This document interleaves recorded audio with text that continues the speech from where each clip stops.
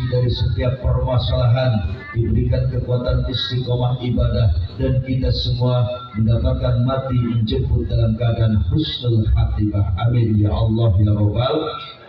Kedua, Patayat alhamdulillah, kalau Patayat hadir, Ansor pun alhamdulillah hadir.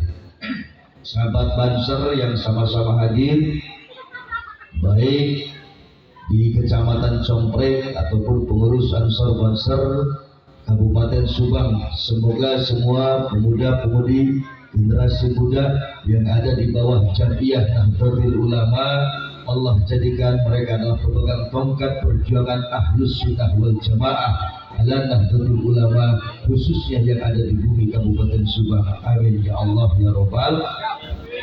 Ibu bapak hadirin sekalian, sebenarnya saya ini masih lemas, datang jam minum-minum kacang di haji.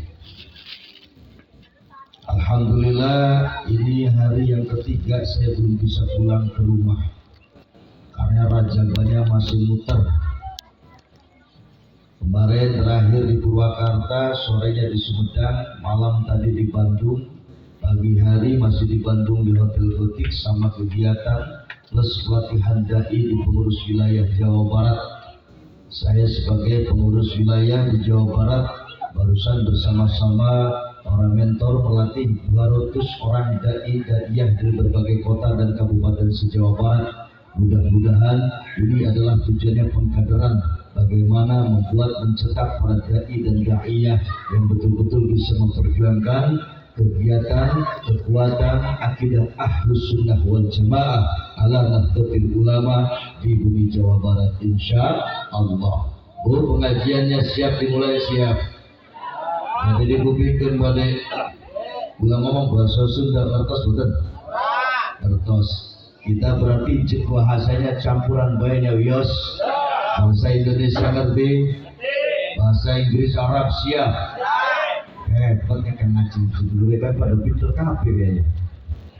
Mudah-mudahan pertemuan malam hari ini adalah pertemuan yang saya yakini karena tawassul sudah dibacakan, betul.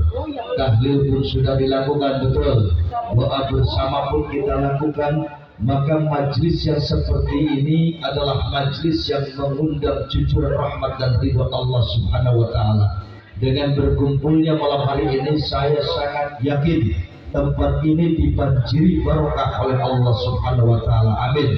Sehingga banjir barokah ini semoga yang hadir semuanya sehat lahir batin, panjang umur, dimudahkan rezeki, halal barokah, bisa ziarah ke tanah suci Mekah, tawaf keliling Ka'bah, sa'i Bukit Safa Marwah, mabit di Mina Muzdalifah, ziarah ke Madinah, jalan-jalan ke Jeddah, balik lagi di rumah, cukup sawah, anaknya sholat-sholaha, gadesan karo malura, istiqomah ibadah, matine husnul. Amin ya Allah ya Rabbal alamin. Salawat dan salam kita sampaikan pada Sayyidul Wujud, junjungan kita, kekasih kita, Habibana wa Nabiyana wa Maulana Muhammad sallallahu alaihi wa alihi wasallam, kepada seluruh keluarganya, para sahabatnya, tabi'in, dan kita sekalian umatnya, khusus yang hadir malam hari ini, mudah-mudahan mendapatkan syafaatul uzma dari baginda Nabi, selamat dari ancaman api neraka, bahkan dikumpulkan bersama Rasulullah di surga Allah Subhanahu wa taala. Amin Allahumma amin. Ibu bapak hadirin muslimin muslimat rahimakumullah. Acara malam hari ini memperingati Isra Mi'raj Nabi besar Muhammad sallallahu alaihi wasallam, sekaligus haul yang kedua almarhum al-maghfurlah Bapak Kiai Haji Abdul Jalil Al-Ghazali. Ini adalah acara yang merupakan tradisi di Nusantara yang dicetak digawangi oleh Jam'iyah Nahdlatul Ulama. Tradisi seperti ini, acara haulan, dianggap tuwafiqul Quran was sunnah, sejalin dengan Al-Quran dan sunnah. Apakah apakah baginda Rasulullah melakukan seperti ini? Betul. Hadisnya sahih. Baginda Nabi ketika hari wafat istri tercinta Siti Khadijatul Kubra, apa yang dilakukan oleh baginda Nabi? Beliau melakukan ziarah kepada istrinya tercinta. Di sini ziarahnya sudah ya Kang ya. Alhamdulillah, berarti sudah mencontoh Rasulullah. Pertama ziarah kubur dulu. Kemudian ketika wafatnya Siti Khadijah, yatbahu syatta, baginda Nabi itu menyembelih kambing. Kalau di sini mampu sapi silakan. Kemudian kambing yang disembelih itu dimasak, dibagikan ke teman-temannya Siti Khadijah, dibagikan ke keluarganya. Yang sambil baginda Nabi menceritakan biografi Khadijah, menceritakan manakibnya Siti Khadijah, menceritakan sepak terjangnya Khadijah, menceritakan jasa perjuangan yang sangat luar biasa Sayyidatuna Siti Khadijah Al-Kubra di hadapan keluarganya, teman-temannya, dulur-dulurnya. Ini tradisi yang biasa dilakukan oleh baginda Nabi, kemudian diduplikasi, dijadikan amaliyah yang menjadi tradisi bagi kita orang Islam Nusantara dengan istilah haulan. Subhanallah. Jadi kalau seandainya ada di sebelah kita mengatakan haul ke ayat dalilna, tahlilan uwatidituna, justru orang itu biasanya sudah bisa dipastikan lamun cek santri NU ngopi na kurang kental, ulina piknik na kurang jauh, begadang na kurang lila. Halo Bu, halo, wih, masih sadar? Lanjut. Ini kira-kira pengajian sampai jam berapa? Jam 3. Sekian baru jam berapa? Jam 11. Ya, kalau ceramah sampai jam 3 emang mau suka resmi, belum pernah lihat balik modal di panggung. Oh, jika nu hayang itu tak payah kurang. Aduh, main jajah sih. Ibu bapak sekalian, bersyukur malam hari ini kita berkumpul di majelis yang mulia seperti ini karena informasi sahih dari baginda Nabi. Allah itu memiliki sekelompok malaikat. Malaikat tersebut apa manis kan? Pak, saya ngaji dengan air mineral sebotol ini 1 jam sudah lebih dari cukup. Ditambah di ayah larutan. Maksudnya apa sih? Belum jam siap. Saya nggak siap Bu. Yang di atas tuh pot Pak Bu. Pot yang di bawah enak di bawah Pak. Yang di atas pegel Pak. Benar nggak Bu? Benar Bu? Cobaan tuh ya. Tuh jadi mana disangka orang kering diberi larutan. Sing penting mah bebas balik kayak kardus lah. Lanjut Bu. Sampai di mana tadi? Oh, larutan. Baginda Nabi ketika hari wafat istrinya tercinta melakukan ziarah, menyembelih domba, dimasak, dibagikan, berdoa bersama untuk istrinya. Kemudian baginda Nabi menceritakan siapa istrinya yang mulia. Di sini almarhum almarhumah sudah diceritakan. Kalau haul itu harus ada yang menjelaskan di antara tokoh ataupun keturunan siapa beliau, aslinya orang mana, apa nasabnya dari mana, bagaimana nilai-nilai yang sudah diberikan atau dicontohkan teladan daripada perjuangan beliau. Itu mencontoh daripada baginda Rasulullah Muhammad sallallahu alaihi wasallam. Kembali tadi, Allah itu ibu bapak memiliki sekelompok malaikat. Malaikat tersebut turun ke jagat raya mencari orang yang berkumpul seperti ini, di mana tadi tawassul dilakukan, doa bersama pun disampaikan, majlis zikir bahkan sekaligus majlis taklim yang seperti ini adalah sasaran gerombolan malaikat yang datang menyusuri jalan sampai masuk ke setiap gang. Ketika ketemu ada masyarakat jamaah yang berhimpun, Saya yakin dari sore tadi maghrib tadi malaikat sudah kumpul, dan saat ini mereka sedang duduk dengan bersama kita. Bukan berarti saya lihat malaikat, bukan berarti saya tahu malaikat duduknya di sebelah mana. Ini informasi sahih dari baginda Nabi. Bahkan sedari tadi jenderalnya pimpinan rombongan malaikat tersebut sudah kembali ke langit sana, tembus sampai 7 langit, menyampaikan kepada Allah, ya Rabb, ya Tuhan kami sudah mendapatkan masyarakat yang berkumpul, ada di Sukaresmi, ada di sini, mereka berdoa bersama, tahlil bersama, menyampaikan hajat bersama. Ya Rabb, kami minta, kami mohon kepadamu, siapa saja mereka yang datang di tempat tersebut agar hajat dan cita-citanya diijabahi oleh Allah Subhanahu wa taala. Amin. Ya Allah ya Rabbal. Mudah-mudahan yang sakit hadir ataupun tidak hadir di rumah kita, di rumah sakit, kita doakan biar cepat sembuh. Amin. Barangkali di sini banyak yang punya hutang. Ana sing duwe hutang.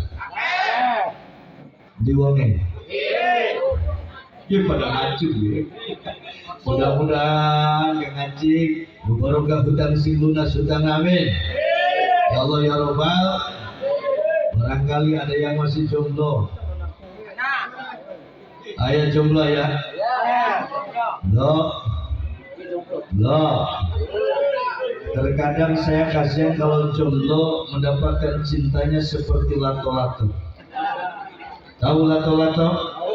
Sering bertemu tapi susah untuk bersatu.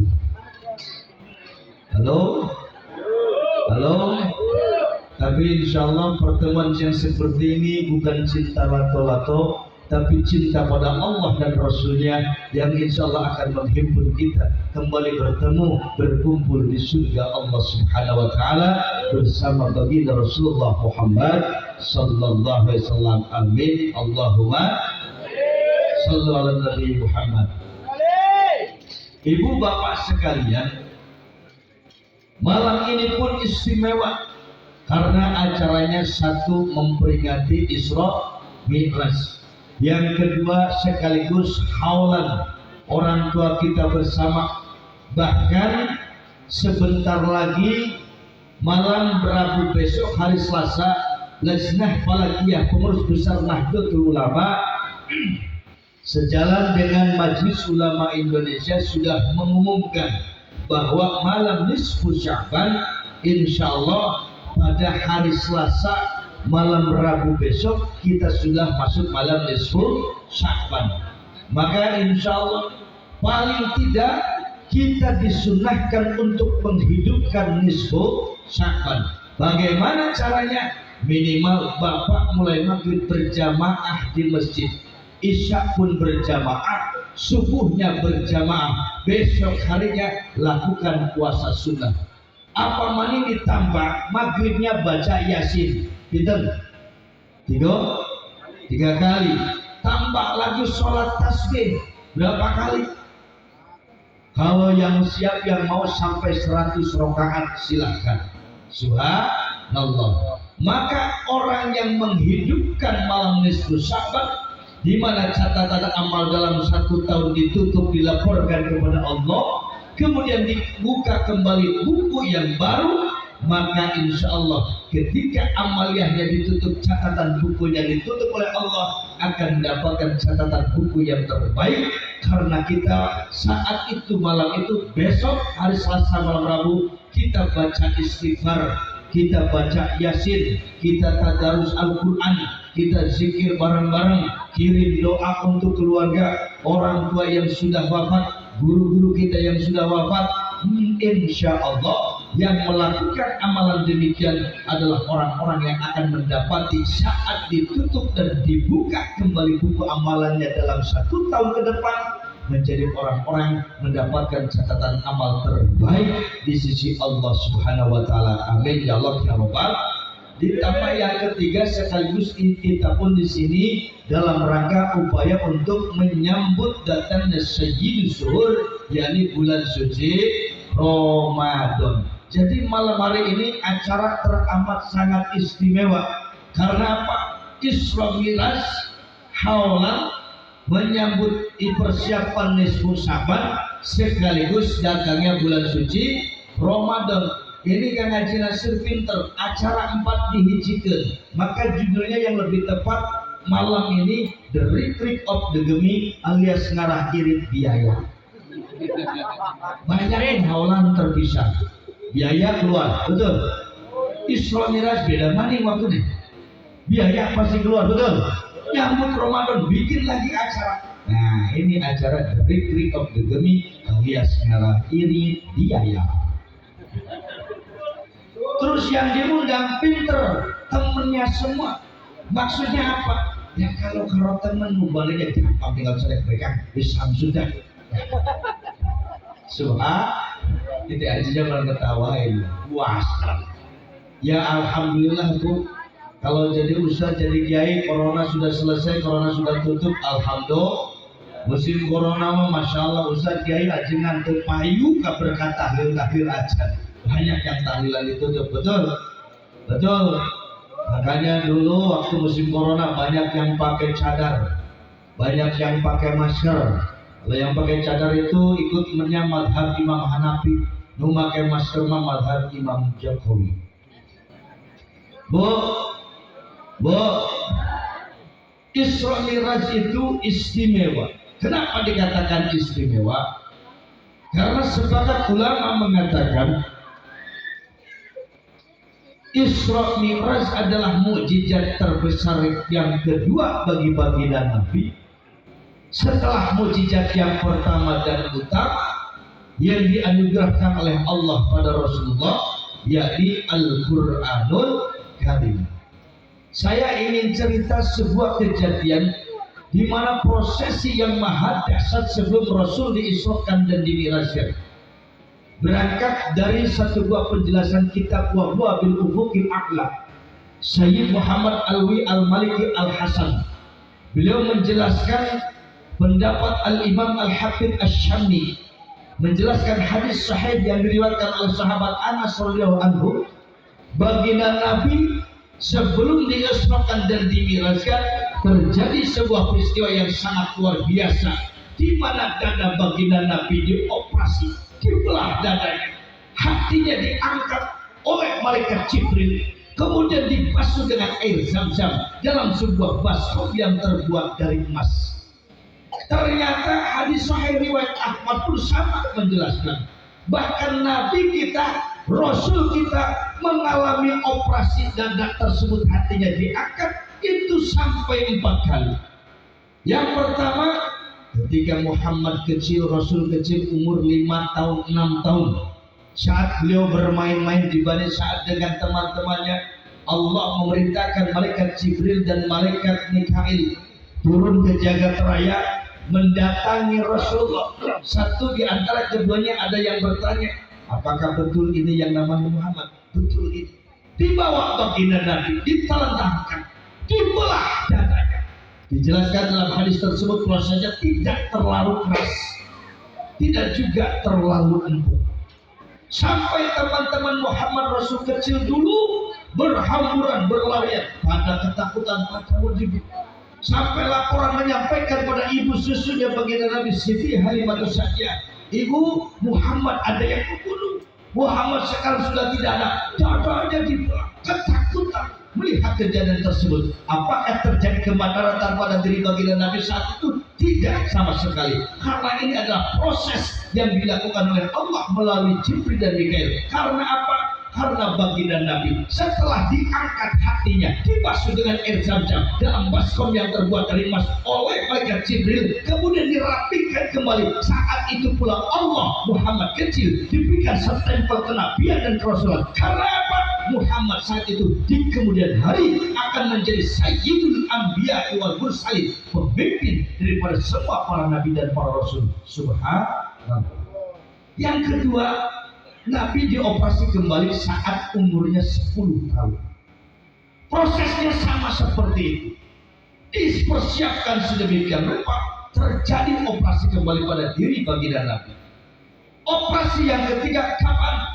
Dari masa nubuah kenabian Rasul, kemudian diangkat menjadi Rasul Allah. Sebelum baginda Nabi diangkat menjadi Rasul Allah, kembali terjadi prosesi, dada baginda Nabi dioperasi, hatinya diangkat, dibersihkan oleh Allah. Dan yang terakhir, baginda Nabi kapan dia operasi yang keempat kali? Saat baginda Nabi hendak diundang oleh Allah mendapatkan hadiah istimewa, satu buah paket perjalanan Isra Mi'raj yang tidak pernah diberikan pada Nabi sebelumnya. Sekalipun Abu Basar baginda Nabi Adam AS adalah bapak moyang semua umat manusia, Allah tidak pernah mengisrakan dan memi'rajkan Nabi Adam. Betul?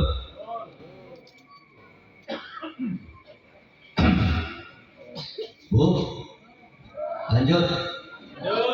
Baginda Nabi Ibrahim itu gelarnya Khalilullah, tapi tidak pernah diisrakan dan dimi'rajkan.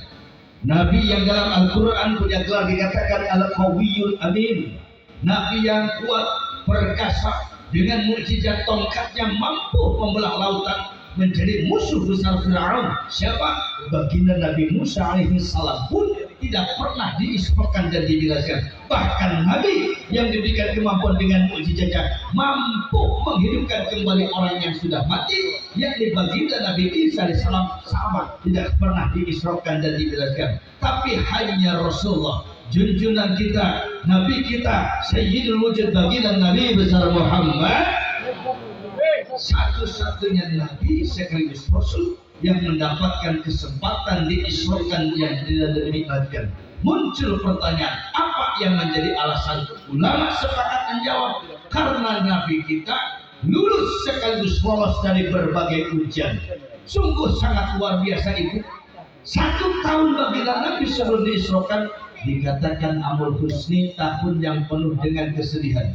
Kenapa bersedih? Baginda Nabi berdakwah tidak seperti kita, tidak modal simpurimu, datang disambut banser, ngejajar air minum apapun disiapkan, cau, cai, ayah, isi bangkok, isi bangki, ayah, buah, kue, ayah, betul? Nyamuk tuh bu? Alhamdulillah, tapi si tawaran dahar orang jaji. Baginda Nabi cacian, makian, hinaan, fitnah diarahkan baginda Nabi. Rasul kita yang mulia disebut orang gila, Rasul kita yang mulia disebut pembohong, tukang makar, disebut provokator, disebut pemecah belah bangsa. Bahkan baginda Nabi ketika berdakwah tidak segan-segan dilempari tai ontak, dilempari batu, sampai politis yang berdarah-darah. Bahkan baginda Nabi saat sering berangkat ke masjid, wajahnya yang mulia diludahi dijiduhan. Coba wong Sukarusmi, wong Compreng, lamun jama berangkat ke masjid di jalan nu aya nu nyiduhan, kira-kira rek tulus moal ke masjidna. Tulus moal. Ibu mau berangkat ke Majelis Salim di gang di jalan aya nu nyiduhan, kira-kira jadi henteu? Ribut moal. Gelut.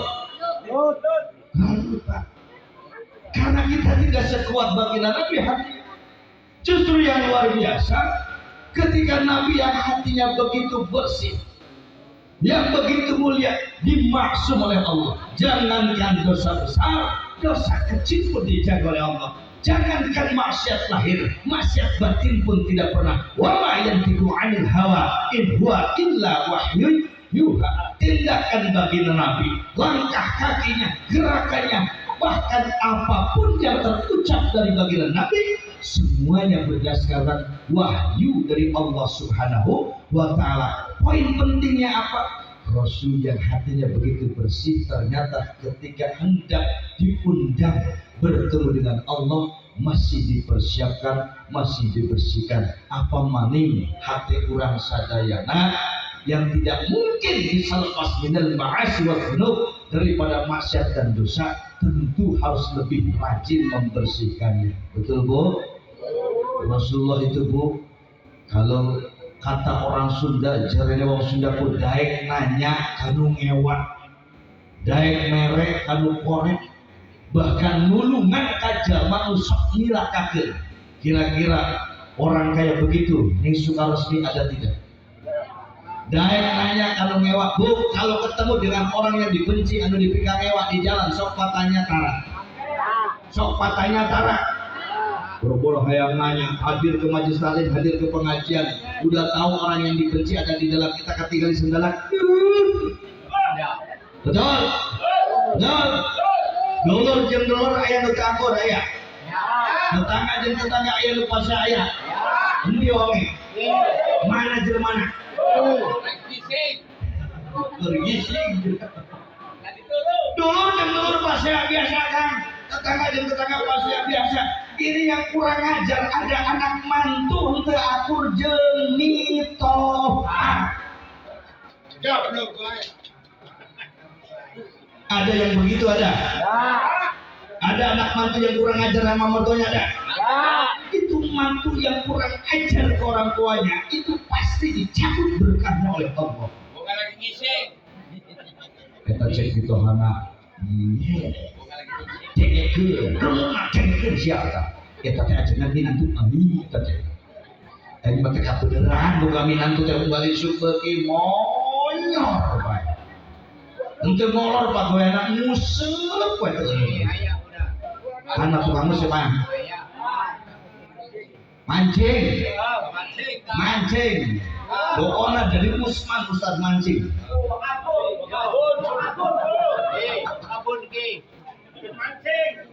Ini kalau ada anak mantu yang kurang ajar sama mertuanya, tidak tahu tempat barokah itu seperti apa. Arba'atun min asbabil barokah, 4 perkara ibu bapak yang akan mengundang keberkahan bagi kita, hidup kita, rumah tangga kita, ekonomi kita, jabatan kita akan dibanjiri barokah oleh Allah kalau 4 perkara ini dilakukan. Mau tahu apa tidak? Mau tahu atau mau tahu banget? Wis oleh-oleh pengajian yang awal keluarga besar kan aja cing. Isra Mi'raj yang maha dahsyat, hakikat utamanya adalah Allah memberikan perintah pada baginda Nabi dan semua umatnya untuk sholat fardu 5.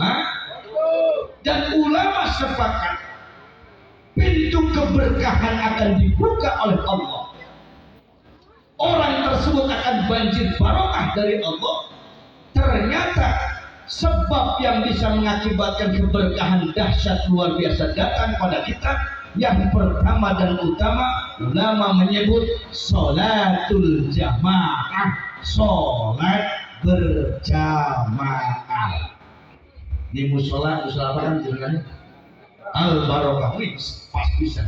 Musolanya musola al barokah, insya Allah menjadi keberkahan keluarga sekitarnya. Amin. Kira-kira kalau di masjid kita, nih masjid Jamil yang agak gede depan, kalau sholat subuh berjamaah ayam itu 2 jajar. Lebih kurang Pak? Ini jujur nih, ini 2 jajar atau 2 ngajajar? Beda 2 jajar kalau 2 ngajajar.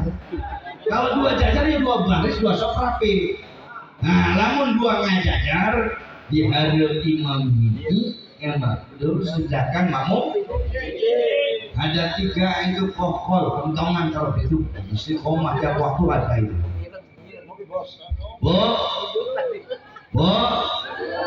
Pak, nih Arab takon, kira-kira wong suka resmi masih ayam teh jelema nu belang bentong salat. Ayat nu belang bentong kana salat. Ayat adalah piloba. Mana? Kurang catat. Pak RT hadir, Pak RT. Di Pak RT, teh teh. Di wangi Pak RT. RW hadir. Paku mana paku? Aduh, gugup nu beda sesalaman. Atur punten Paku. Alhamdulillah saya sejak kesini Paku hadir terus. Saya doakan Paku sehat lahir batin, tambah berkah, sing banyak duit Paku.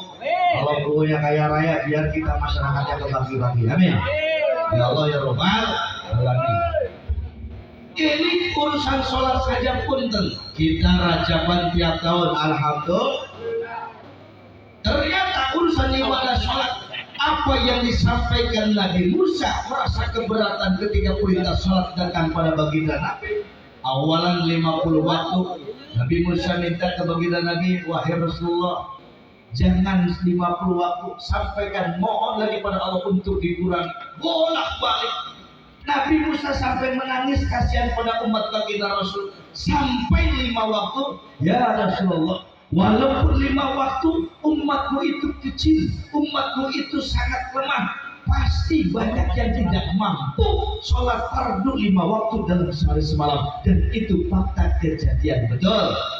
Itu nadai sholat, anaknya getol sholat, bapaknya ahli sholat, dewe mantu orang dalam sholat. Ayah itu ayah. Ya bahaya, aku dari kenapa ya? Bantu soak. Ya soak, ya swek, bantu pun.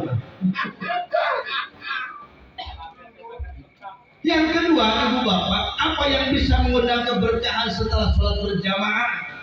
Ternyata orang akan banjir barokah hidupnya ketika dia pertama berjamaah.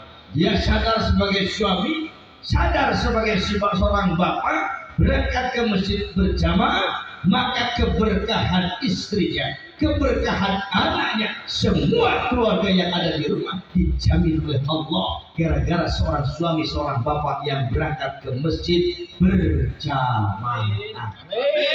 Siap berjamaah, siap? Amin sih amin, tapi amal sih benar ya. Amin doang, amalnya orang lupa ya. Mau jadi naon. Halo? Yang kedua, dicatat nih biar semua kita dapat barokah. Yang kedua, kalau kita sudah melaksanakan sholat berjamaah, keberkahan itu akan diturunkan oleh Allah bagi siapa? Birrul walidain, bagi orang yang mampu, siap, mau khidmat, berbuat baik, berbakti kepada kedua orang tua.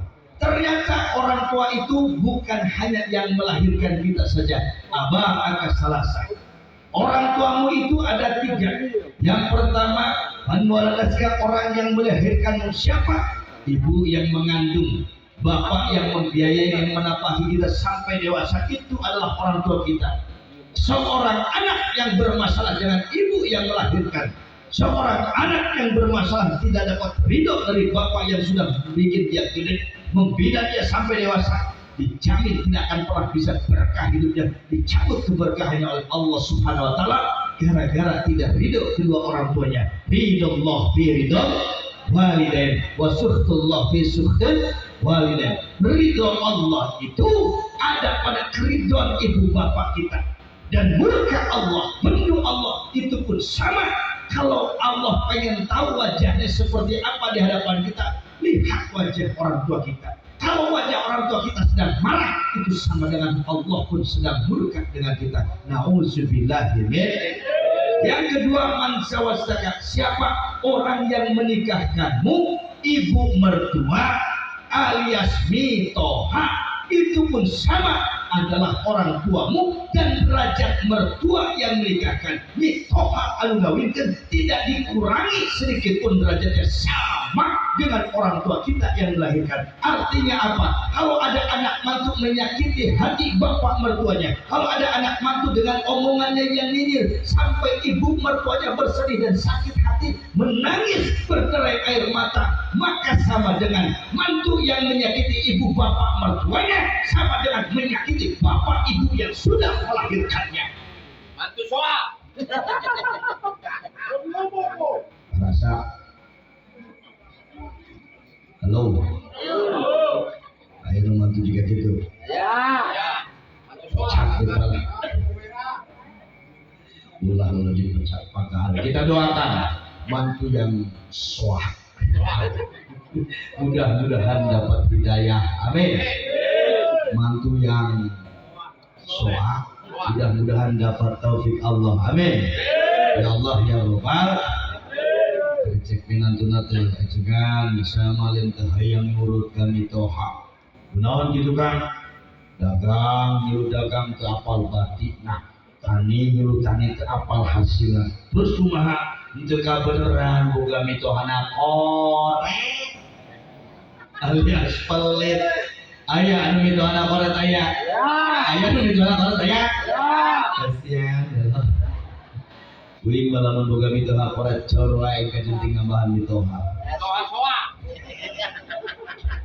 Tapi ini nanti kurang ajar ya. Kata kami itu hanya bersuap yang baik. Ibu bapak hadirin muslimin muslimat rahimakumullah. Maka kewajiban kita berbuat baik itu pun tidak hanya pada orang tua yang melahirkan saja, tapi pada ibu bapak yang menikahkan. Walaupun katakan yang namanya jodoh itu misterius problem, permasalahan yang sifatnya misteri tidak bisa diraba dengan logika. Ada orang yang berjodoh sampai tua, sampai kakek nenek berjodoh, bahkan sampai meninggal pun tidak lagi menikah. Ada juga orang yang jodohnya seumur jagung. Di punten-punten Pak, Subang ini terkenal. Catatan di kantor wilayah Kementerian Agama, wong Subang itu rata-rata lamun usum panen kararawin pun berceklik pada cerai. Ini terkenal. Tadi siang saya ngomong karo wong Cianjur, wong Subang tuh. Ya Allah. Ternyata pas dibaca data di kantor, Subangnya wilayah Pantura, bos. Pantura yang udah paling banyak datanya. Compreng yang mana suka resmi baru dah. Mudah-mudahan yang belum dapat jodoh barangkali ada bujang kolot senja bulan dapat jodoh yang terbaik. Amin. Ayah bujang kolot ayah. Ayah bujang kolot ayah. Rawan lapuk ada. Duda bebel ayah. Terakhir janda. Udah Taiwan. Oba. Ibu bapak sadayana, muslimin muslimat rahimakumullah. Nah yang kedua, keluarga besar Kang Haji Nasir di sini mengadakan haul dalam rangka apa? Dalam rangka birrul walidain, berbuat baik, khidmat, hormat, berbakti kepada kedua orang tua. Makanya tradisi haulan seperti ini yang biasa digalakkan dilakukan oleh Jamiah Nahdlatul Ulama ini adalah tradisi baik, dianggap tuafiqul Quran was sunnah, sejalin dengan prinsip Al-Quran dan Sunnah. Insya Allah menurut saya pribadi hakul yakin seperti ini akan mengundang cucuran pahala bahkan barokah dari Allah Subhanahu wa Ta'ala. Ini menunjukkan apa yang sudah ditanamkan oleh almarhum Bapak Haji Abdul Jalil Al-Ghazali, doanya diijabahi, ingin memiliki zuriat yang soleh dan solehah. Ciri anak soleh diantaranya adalah mereka yad'ulah, mendoakan kedua orang tuanya. Dengan cara apa? Setiap sholat dia berdoa. Dengan cara apa? Ketemu hari wafatnya, melakukan haulan, diundang semua keluarga, diundang semua tetangga, kiai mubalik pun diundang. Untuk apa? Untuk mengingat-ingat daripada jasa-jasa beliau, sekaligus intinya membuat paket istimewa dalam bentuk haul, paket tahlil komplit, paket yasinannya, paket tawasulnya, pahalanya sampai sedekah yang dikeluarkan. Ini diarahkan untuk siapa? Untuk al-maghfurlah yang dihaulkan. Subhanallah. Ibu bapak, kira-kira kalau kita sudah meninggal kemudian dihaulkan oleh anak cucu kita, kira-kira untung apa untung? Nah ini yang menjadi catatan. Bagaimana bisa anak menghaulkan? Bagaimana mungkin keturunan kita bisa ingat dengan jasa-jasa kita kalau seandainya sejak dini, sejak awal mula keturunan kita tidak dikenalkan dengan Allah dan Rasulnya, tidak dikenalkan dengan syariat agama Allah, dengan cara dididik di mana? Dididik di pondok pesantren. Anak-anaknya yang pada pesantren, acungkan tangan. Saja ya. Dua. Siapa maning? Ayo. Nah, 3, 4, 5, kurang lebih ada 10. Nah, kalau anak dipesantrenkan berarti dipersiapkan untuk menjadi orang yang memakmurkan masjid, memakmurkan madrasah, memakmurkan mushola, insya Allah. Dan itu yakin ke depan mereka akan jadi anak-anak yang tahu dan sadar persis bagaimana cara berbuat baik kepada kedua orang tuanya yang sudah kembali ke rahmatullah, insya Allah. Yang ketiga yang akan mengundang keberkahan apalagi setelah sholat berjamaah, kedua apa bu? Birrul walidain, berbuat baik kepada kedua orang tua. Orang tua ada 3, yang melahirkan, yang menikahkan, dan yang ketiga yang mengajarkan ilmu kepada kita. Man 'allamaka, orang yang mengajarkan ilmu padamu. Siapa? Kiai, ajengan, ustaz, ustazah, ibu guru, ibu nyai, tuan guru, semua tokoh alimul ulama dengan lakop gelar apapun di setiap wilayah, walau harfan, walaupun hanya mengajarkan satu huruf, itu adalah guru. Maka siapapun mereka yang khidmat pada gurunya, santri berbakti pada kiai, akan diberkahkan ilmunya. Ini saya prihatin Pak, ada yang berangkat ke pondok pesantren, santrinya ribuan, anak mondok dari masuk sampai keluar itu orang tuanya tidak pernah menemui kiainya. Ada yang model begitu. Ya. Bahkan santri di musola, mohon maaf punten pengajian di kampung, ayah istilah santri Jailangkung. Datang tadi undang, pergi tadi antara. Betul? Ngaji ikut rombongan di babaturan aku, ngajinya di musola Al-Barakah baik rame. Dan sebenarnya di Al-Barakah masuk bawa opium, bawa harum. Ngumpulin anak muda tuh gampang Pak. Masjid Jami di depan, kalau dibikin ada wifi, anak muda kumpul. Kedua, bikin banyak makanan, liwat undang-undang Jumat, udah orang kumpul. Makanya takmir jangan mentalnya miskin, keluarkan kas untuk bagaimana bisa menarik anak muda, anak remaja mau mainnya berkumpulnya di masjid. Insya Allah. Jadi kita harus bikin masjid itu ramah anak-anak, bikin masjid itu ramah dengan pemuda. Jangan hanya emak-emak atau hanya remaja saja, remaja kolot. Betul? Kebutuhan orang tua, majelis taklim rata-rata senang, majelis zikir rata-rata senang. Kenapa? Sudah sadar umur sudah tua, persiapan amal baik, amal soleh harus ditata sejak sekarang. Lah anak muda, Bu diajak zikir jarang yang mau, diajak taklim kadang tidak mau. Caranya gimana? Saran ke DKM, ajak mereka camping, ajak mereka main ke gunung, ajak mereka ngeliwat, ajak mereka berkesenian. Itu akan lebih mengakrabkan antara tokoh tua dan tokoh muda, sehingga kalau sudah dekat dan akrab, mereka akan mudah untuk diarahkan dan dibina untuk menjadi generasi penerus bangsa, penerus perjuangan selanjutnya insya Allah. Di sini kalau hari Jumat pakai ada Jumat berkah tidak? Pulang Jumat ada makanan ada? Ada tidak? Ada. Nggak ada. Ibu bapak, kalau Jumat berkah, satu RT saja masing-masing ada yang bawa timbel, ada yang sediain soto, ada yang bawa bakwan, ada yang bawa pisang. Itu anak-anak kumpul pas semua ke masjid. Bukan mau Jumatan, apalagi bawa daharin gitu Jumatan. Betul? Ajak anak muda tuh Pak paling gampang. Cuma cara ajak ikuti kesenangannya dulu, beret daharin si bapak, ngayung budak orang. Betul? Nah ini sekarang di sini saya lihat punten-punten ini yang ngaji rata-rata sepuh semua, pemudanya kemana? Halo? Halo? Lanjut. Yang ketiga, setelah kita berbuat baik kepada kedua orang tua kita, yang tiga tadi, selanjutnya yang akan mengundang keberkahan hidup. Yang ketiga, ulama sepakat mengatakan kasratud doa, berbanyak berdoa. Ad-doa silahul mu'minin, doa itu senjatanya orang yang beriman. Islam dalam syariatnya, apapun yang kita lakukan semuanya itu ada doanya. Mau makan baca doa, mau masuk kamar mandi baca apa doanya Bu? Allahumma inni a'udzu bika minal ya suka kamar mandi atau sok ada roat.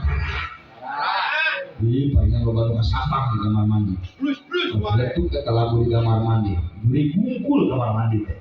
Begitu keluar kamar mandi baca lagi doa alhamdulillahilladzi.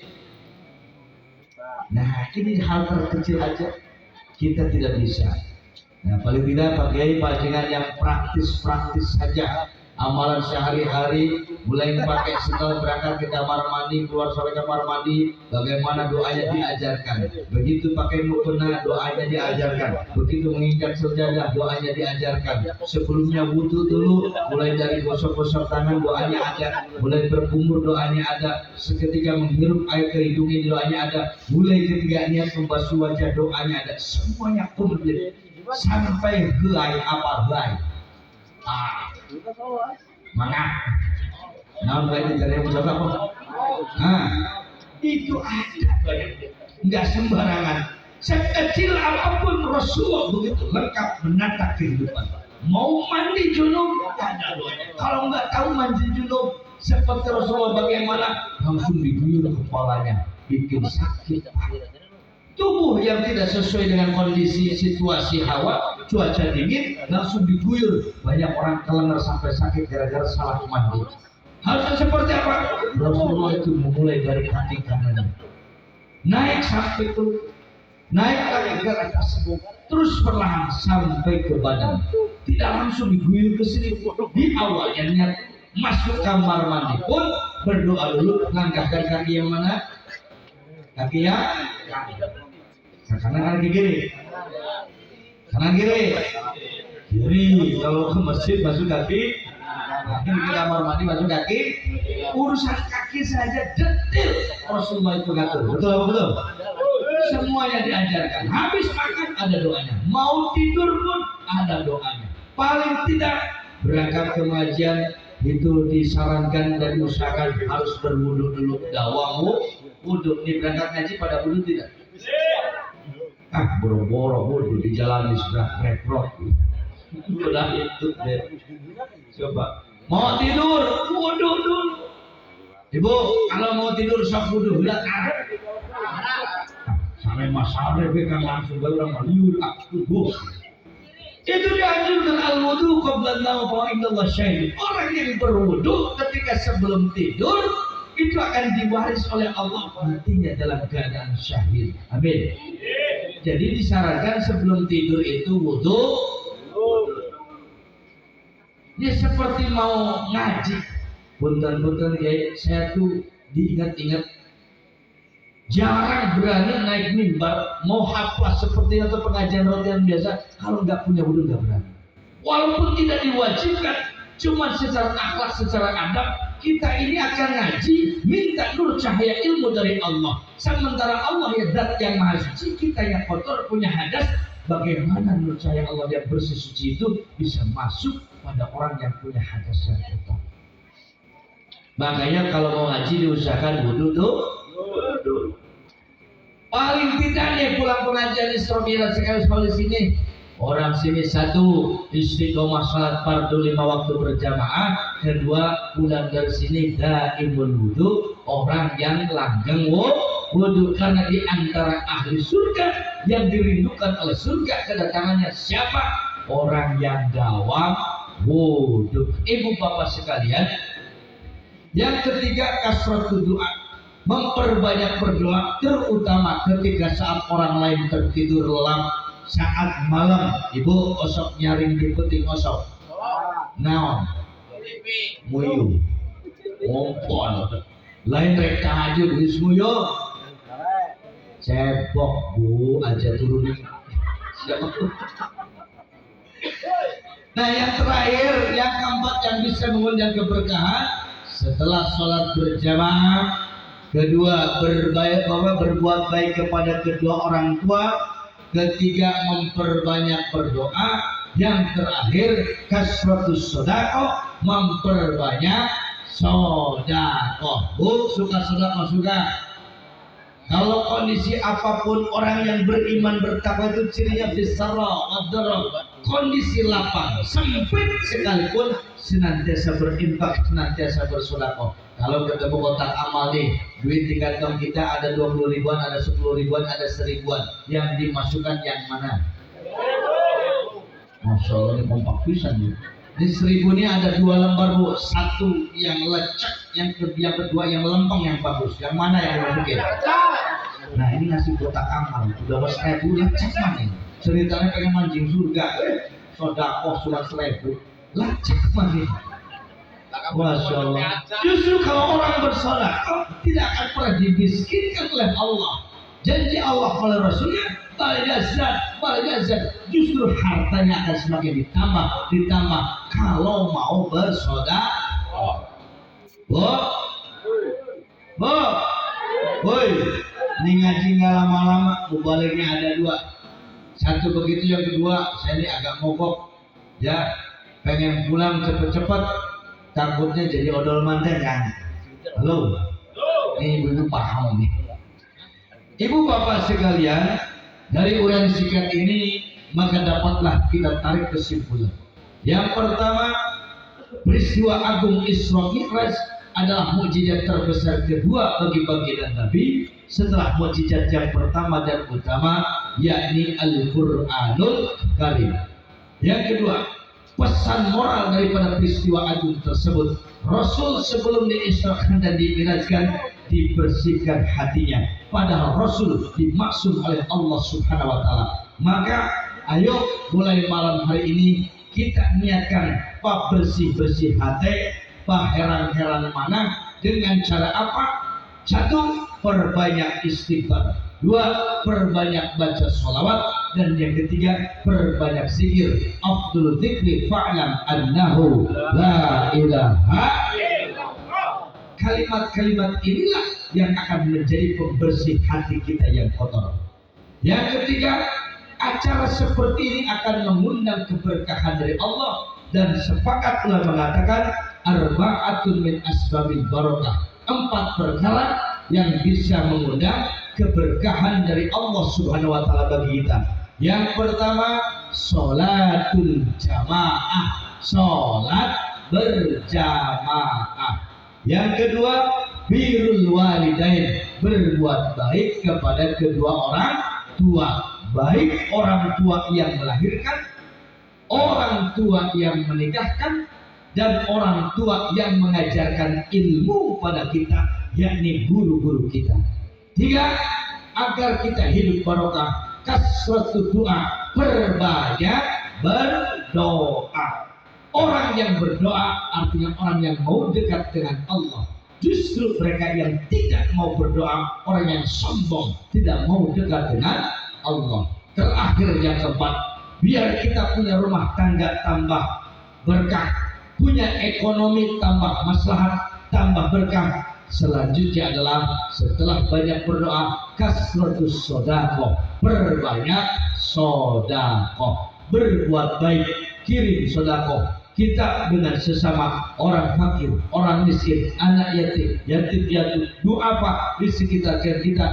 Kalau seandainya kita saling memperhatikan, maka insya Allah rahmahnya Allah dengan kita, memberikan jutaan rahmat dan ridhonya insya Allah. Ibu bapak sekalian, demikian yang bisa saya sampaikan. Mohon maaf atas segala kekurangan dan terima kasih atas segala perhatian. Sanin kundua sanin tadi icali parapatan, hapunten abi hapunten pilih ayah kalpatan. Kalau ada sumur di ladang, boleh kita menumpang mandi. Kalau ada umur yang panjang, insya Allah berjumpa lagi. Campuri lembina batu, culang cileng hayang nyatu, daun eri, daun gelang, betul peri hayang mana. Akhirul kalam, wallahu muwaffiq ila aqwamit thoriq. Wassalamualaikum warahmatullahi wabarakatuh. Waalaikumsalam.